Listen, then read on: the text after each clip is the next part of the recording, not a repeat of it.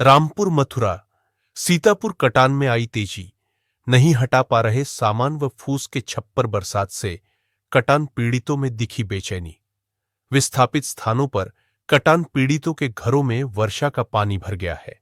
बचे हुए घरों को भी घाघरा नदी तेजी से काट रही है। सोमवार तड़के करीब 3 बजे से शुरू हुई बरसात कटान पीड़ितों के लिए मुसीबत बन गई। कई बार कटान से आशियाना बदल चुके लोगों को अब छप्पर रखने की भी जगह नहीं मिल पा रही है। बांध के पास स्थित घाघरा नदी से निकला नाला और घाघरा नदी की दूरी अब कुछ ही मीटर बची है। किसी भी समय घाघरा नदी इस नाले को अपने में समाहित कर सकती है।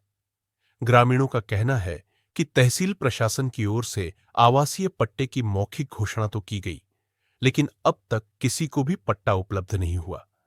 विद्यालय नदी में समाहित हो चुका है और प्रतिदिन हो रहे कटान की वजह से प्रभावित परिवारों के बच्चे शिक्षा से वंचित हैं।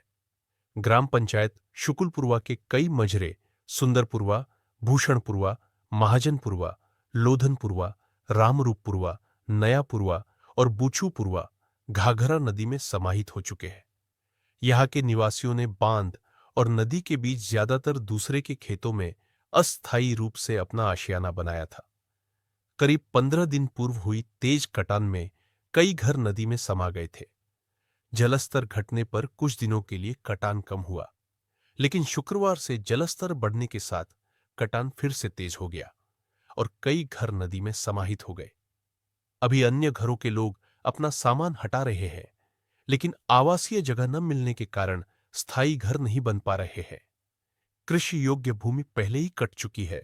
ज्यादातर परिवार अब मजदूरी करके जीवन यापन कर रहे हैं। लगातार हो रहे कटान के कारण लोग सामान्य विस्थापित करने में ही लगे रहते हैं, जिससे बाहर जाकर मजदूरी करना भी संभव नहीं हो पा रहा है। ऐसे में परिवार चलाने में भारी समस्या खड़ी हो गई है। कटान प्रभावितों में मुख्य रूप से इंद्रपाल, राजमल, भाईलाल, केशन, प्रकाश, परशुराम, परमेश्वर, सुखदेव, कोदई, विशंभर, विनोद, नारायण, राजेश, रामकुमार, बेनीराम, विक्रम, दयाराम, मौजीलाल, सुग्रीव, मस्तराम, प्रदीप, रामतेज, रामरंग, रामनरेश, छन्नू, रामे, भगोती, उदयराज तथा रामप्रकाश सहित लगभग 80 परिवार शामिल है, जो घाघरा नदी की कटान से बुरी तरह प्रभावित है। ग्रामीण आवाज को सब्सक्राइब करना ना भूलें और जुड़े रहें गांव की ताजा और सच्ची खबरों के साथ।